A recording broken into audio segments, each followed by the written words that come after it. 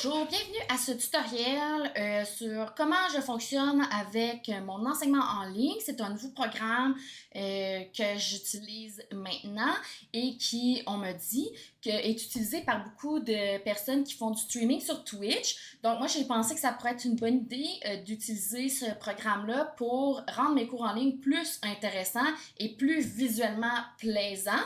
Aussi, je sais qu'avec Teams, quand je présente un PowerPoint, je ne pouvais pas toujours voir mon PowerPoint en même temps que mon visage. Et là, je devais toujours demander aux élèves, est-ce que vous voyez mon visage, blablabla. Donc, c'était plus compliqué. Alors, je préfère utiliser cette méthode-là parce qu'en plus d'avoir un petit background vraiment funky cool, comme vous voyez dans mon cadre ici avec mes petites fleurs autour de ma face, j'ai en plus accès à plusieurs choses. Donc, je vais vous présenter les options qui sont disponibles avec ça et comment je fonctionne pour faire mes cadres et tout ça. Donc, premièrement, une des choses qu'on peut faire avec ce programme-là, c'est faire des petites transitions cool comme ça. Donc, je voulais juste simplement vous montrer. Et le programme, comment ça s'appelle? C'est OBS Studio. Donc, moi, je suis allée dans Google et j'ai rentré OBS Studio et c'est le premier qui est arrivé. Et tu peux le télécharger. Dans le fond, c'est un programme qui est gratuit, donc tu le télécharges pour ta plateforme. Donc, tu peux poser la vidéo puis tout de suite aller télécharger ce programme-là. Ensuite, tu vas aussi avoir besoin de Canva. Donc, Canva, c'est un programme qui est gratuit. Moi, j'ai la version payante gratuitement l'année dernière quand on est tous tombés en école en ligne et tout ça. Et Canva a offert pour les gens qui ont un courriel de centre de service d'avoir la version payante mais gratuite. Donc, moi, j'ai fait ça. Donc, je pense qu'il s'agit juste de vérifier ton courriel. Puis peut-être que tu peux encore l'avoir. Je ne sais pas si la promotion est terminée. Donc, tu vas pouvoir poser la vidéo et aller sur ce site-là. Ce que j'ai fait ensuite, après avoir rentré mon compte et tout, mais je suis allée faire une présentation d'éducation ici. Et ça me donne une affaire comme ça. Il y a plein de templates, là, tout déjà fait, que tu as juste à changer les écritures. Et c'est ça. Donc, moi, ce que j'ai fait, j'ai commencé par faire... là, maintenant, comme vous voyez, on est avec ce background-là. Donc, j'ai mis mes pronoms en haut, mais ça, c'est... Qu'est-ce que tu veux, là, c'est pas grave. Et j'ai fait mon fond et j'ai laissé un petit carré pour savoir à peu près où ma caméra allait être. Ce qui est cool là-dedans, c'est qu'après ça, tu peux l'envoyer d'endroit en endroit, puis ce que ça fait, c'est que ça crée comme dans le fond une continuité. Fait que quand tu changes de fond ici sur ton stream, tu sais, par exemple, si je transfère, mon truc ma caméra était essentiellement au même endroit, donc c'est quand même plus facile à gérer comme ça. Ensuite, j'ai fait une autre étape avec comme les choses qu'on appellerait en anglais un overlay, donc les choses qui sont par-dessus, mettons, ma caméra puis mon écran, là, les deux petites madames. Fait que je les ai mis là. C'est sûr que je te dirais que à la base, ce que j'ai fait, c'est que j'ai tout monté sur la même slide. Je l'ai copié. Puis après ça, j'ai pu faire comme mon fond puis mon par-dessus. OK? Je sais pas si ça fait du sens pour toi. OK. Mais mettons que je le fais ici. Bon, mettons que je veux que ça soit mon fond. OK. Ensuite, élément, j'aimerais, mettons, mettre des plantes. Et, regarde, ça c'est vraiment cute. Et j'aimerais ça avoir par-dessus ma caméra. OK. Mettons dans le haut ici. Bon. Donc, mon fond d'écran, ça va devenir les petites feuilles et le overlay, ça va devenir juste ça. Donc, je vais en bas ici, les trois petites lignes et je la duplique et je la copie. Donc là, j'en ai deux pareils. Tu vois ça, là? Donc, qu'est-ce que je vais faire? C'est que dans la deuxième, je ne vais seulement laisser les choses que je veux qui soient par-dessus. Et sans les déplacer, bien évidemment, parce qu'on se rappelle que là, on sait que c'est la bonne place. Donc, si on l'a là, il va être à la bonne place quand je vais retourner dans mon OBS Studio. OK? Donc, là, bien sûr, ça, c'est comme la base. Fait qu'avant de télécharger quoi que ce soit, OK?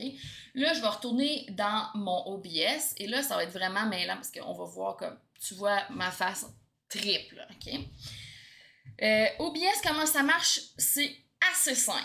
Dans le fond, la base, c'est les scènes ici. OK? En bas, là, tu peux ajouter une scène. Fait que si, mettons, je dis, je vais l'appeler exemple. Donc là, ma scène, j'ai le preview ici. OK? Donc là, moi, je suis en mode studio. Mais si je me mets pas en mode studio, je vais juste voir qu'est-ce que les présentateurs voient. Okay? Qu'est-ce que les spectateurs voient. Donc, quand je me mets en mode studio, je vois tout. Donc là, ici, tu vois que j'ai le preview, donc qu'est-ce qui s'en vient et qu'est-ce qui est en train de jouer en ce moment.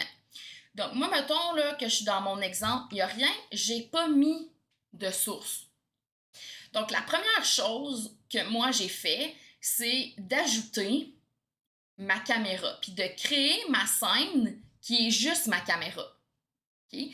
Donc là, comme tu vois, ma scène qui est ma caméra est aussi reproduite ici.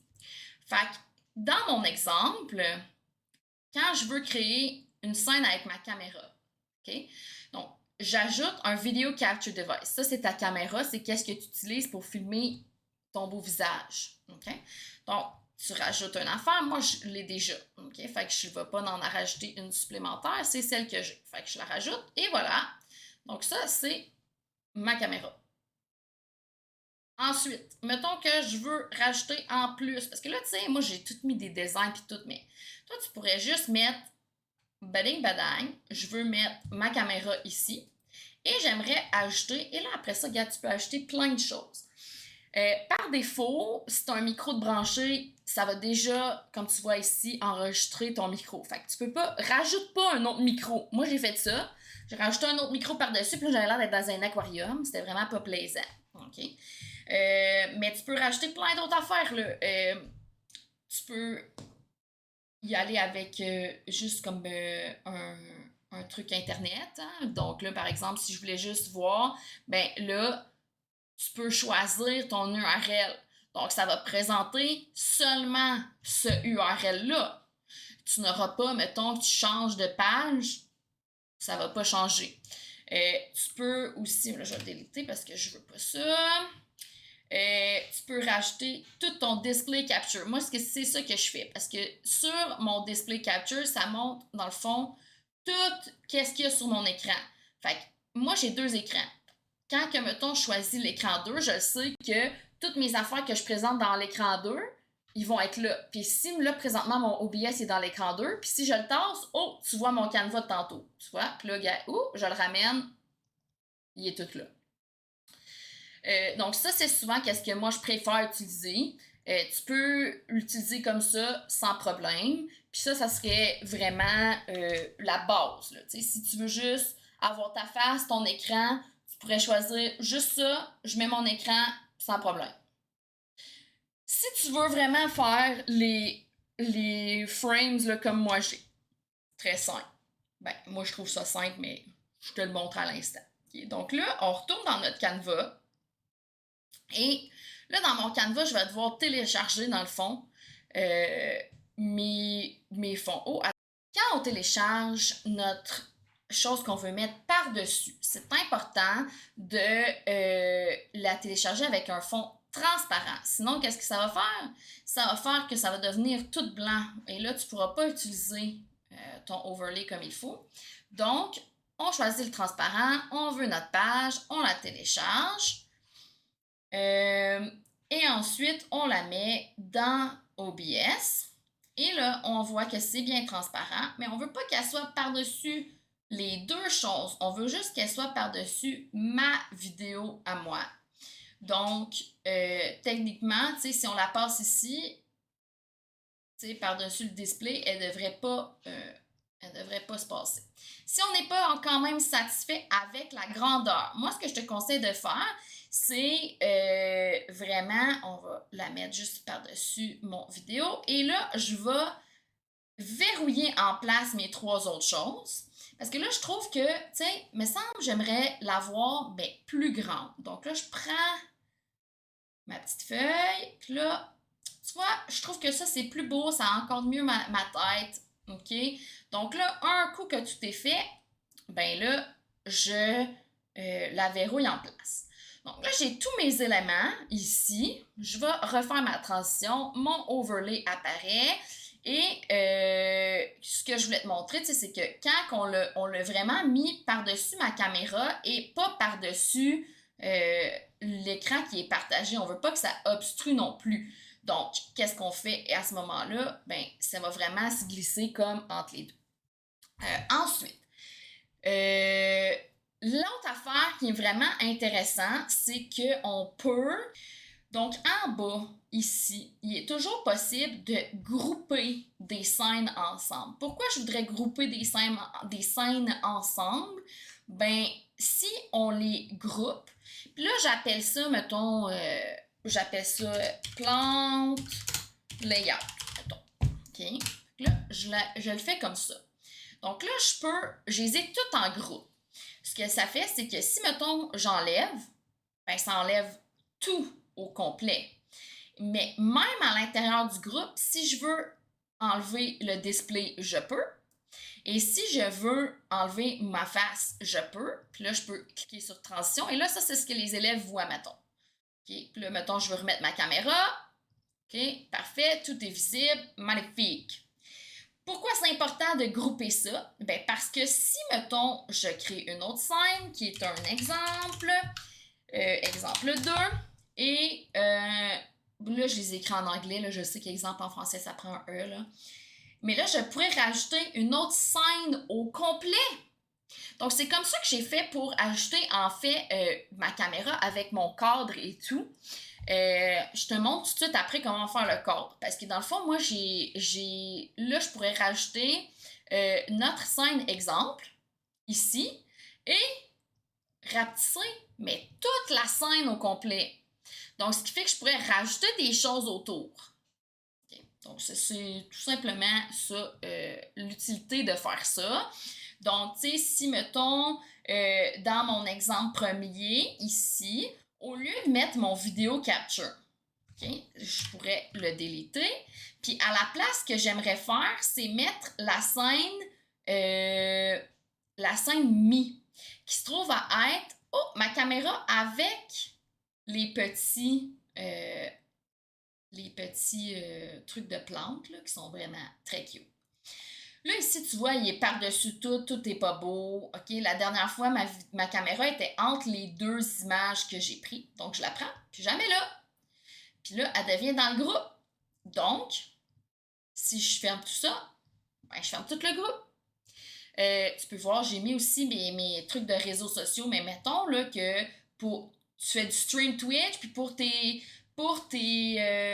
élèves, tu veux pas qu'ils voient tes trucs de réseaux sociaux, mais tu veux utiliser comme les mêmes backgrounds pour faire du Twitch, bien, tu vas dans la scène originale et tu caches les réseaux sociaux. Donc là, ils sont cachés dans ta scène originale. Donc, quand tu vas dans les autres, OK? Donc, si je retourne dans mon exemple, et voilà. Donc, ils sont pas là du tout, les réseaux sociaux, parce que dans la scène originale, je les ai mis invisibles. Et dans ma scène plante layout, c'est la scène mi qui est en présentation.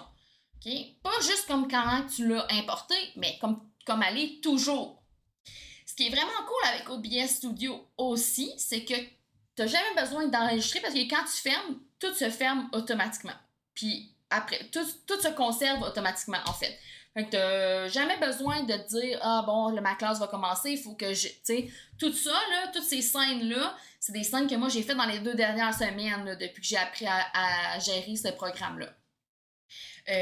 Donc, tu sais, moi, j'ai fait plusieurs fonds. Fait que, tu sais, j'ai le fond que j'ai appelé Fabulous. J'ai aussi le fond Yeah Buddy, qui est comme avec les mains de zombies qui font ça. Wouh! Je trouve ça vraiment cool. J'ai aussi le Girl Power, hein, bien sûr, qui est comme, dans le fond, ça, ici, là, qui montre que je suis bien une féministe, et oui. Et j'ai la dernière chose qui est comme mes suggestions de follow de TikTok pour mes élèves. Là. Donc, c'est sûr qu'à ce moment-là, tu peux vraiment faire ce que tu veux. Puis, dans Canva, ce qui est vraiment le fun, c'est que tu peux chercher plein de choses. Si, mettons que tu veux des chats, ben, c'est sûr que moi, il est en anglais, fait que je suis mieux de chercher 4. Hein. Donc, il y a les chats, il y a des chats animés. Puis vraiment, ceux qui... Il y en a qui disent qu'ils sont gratuits, donc ça, sont disponibles à tout le monde. Et il y en a qui sont plus la version Pro, fait qu'ils sont pas disponibles à tout le monde, mais tu peux quand même faire des trucs intéressants avec la version gratuite, donc c'est vraiment cool aussi. La dernière chose que je vais te montrer, dans le fond, c'est comment faire un cadre là, pour être capable de pouvoir te mettre comme avec ma petite face ici. Là. Bon. Donc, c'est sûr que là, à ce moment-là, il faut que je me rappelle comment faire. Bon, c'est quand que tu pèses sur Alt, tu peux aussi crop. Parce que tu peux changer la taille. Des fois, c'est pas tout le temps ça qu'on veut faire. Tu sais, comme moi, mon corps, il est plus carré. Fait que, tu sais, je veux vraiment être capable de rapetisser puis de faire plus comme un carré. OK? Puis, mettons, j'ai pas besoin de tout ça en haut. Mais j'aimerais quand même ça que ça soit carré parce que je suis particulière. Donc, c'est sûr qu'il y a ça, hein? Bien évidemment, tu peux le resize comme tu veux, le déplacer comme tu veux. Je sais, oh, ici, frame, je sais qu'il est là, un frame graphique, il l'a en rectangle aussi, moi j'aime mieux le carré, donc toujours en transparent. Voilà. Je peux le télécharger et je l'emporte ici. Et voilà, donc là j'ai mon carré transparent que je peux ajuster comme je veux. Je suis semi dans le cadre, ok? Mettons qu'on va dire que c'est correct, là. Bon, je suis à peu près dans le cadre. Là, comme je t'ai dit tantôt, tu peux les regrouper. Hein? Fait que là, en les regroupant, tu vas dire caméra. Et ça, c'est ma caméra. Donc, ce que ça veut dire, c'est que ça devient mon groupe caméra. Donc, peu importe qu'est-ce que je fais, ben, premièrement, elles sont groupées ensemble, je les rapetisse, je les grossis ensemble. Et ça veut aussi dire que, par exemple, dans mon exemple ici, mettons que je veux le groupe, parce que tu peux aussi rajouter des groupes, tu vois, fait que dans le fond, l'importance de faire des groupes aussi, ben là, si j'ajoute un groupe existant déjà, ben il y a les caméras, il y a là, ok? Donc, ça reproduit. Est-ce qu'il est encore dans mon autre? Ben oui, parce que chaque scène est individuelle. OK? Donc, tu downloads un cadre, tu utilises Alt pour changer ta caméra tout ça. Puis, tu peux aussi le changer là, dans ton layout. Là. OK? Mettons que ici, dans ton écran, ben là, tu vois, ça monte ma barre en haut puis ma barre en bas. Let's say, j'ai pas envie, pas en tout, moi, que ça fasse ça. Fait que je vais aller chercher mon display capture. OK, je l'ai. Donc, comme je te dis, je veux couper juste, mettons, le mauve pour que mes élèves, ils voient juste. Mais regarde, à ce moment-ci, ils voient pas ma barre de tâches. Donc, tu sais, si tu voulais leur réserver comme une surprise ou quoi de même parce que tu te dis, je veux pas qu'ils voient toutes mes affaires en bas, mais regarde, là, à ce moment-ci, c'est coupé. Donc, ils vont pas voir du tout tes affaires en bas, ils vont vraiment juste voir la fenêtre que tu veux. Si tu veux ajouter juste une fenêtre en tant que telle, tu peux aussi, Window Capture, tu choisis en bas. Fait que ça va juste prendre 7 fenêtres. OK? Fait que ça, c'est vraiment, vraiment très bien fait tout ça. Je te conseille de l'utiliser si ça fait du sens pour toi. C'est ça. Moi, j'ai bien aimé ce programme-là. La dernière chose à savoir, dans le fond, c'est qu'après ça, un coup que tu as tout fait tes scènes puis tout ça, quand tu vas aller dans tes options, tes paramètres de Teams, OK? Donc, moi, mon micro, mais tout, regarde, tout c'est le micro Yeti, sans problème. Caméra. Tu as l'option, ça, c'est ma caméra, OK? Logitech StreamCam. Mais tu as aussi l'option OBS Virtual Camera. Tu devras absolument sélectionner ça pour avoir accès au programme. Fait que quand tu vas donner ton cours en ligne, ton OBS va être ouvert et tu vas te mettre ici Start Virtual Camera. Donc, un coup qu'elle est partie, puis tu t'en vas dans Teams, on voit que les élèves ici voit qu'est-ce que moi je montre. Là, c'est en inversé. Fait que c'est sûr que c'est une affaire, il va falloir que je regarde comment gérer ça. Dans ton OBS même, dans ton display capture, hein, toujours, tu peux modifier dans Transform. Tu peux flip horizontal. Donc là, dans OBS, sont à l'envers, mais dans Teams, sont à l'endroit. Si t'arrives pas, dans le fond, à changer les camera settings dans Teams parce que tu vois que c'est comme à l'envers, ben, ajuste-les dans OBS, tu sais. Il n'y a pas de problème pour ça. J'espère que ça a été utile. Si jamais tu as d'autres questions, tu peux me les poser. Puis, si tu as d'autres choses que tu aimerais savoir comment faire aussi avec OBS, ben, demande-moi, ça va faire super plaisir. Fait que bonne journée, bonne chance avec l'enseignement en ligne et j'espère que tu as appris beaucoup de choses. Ciao!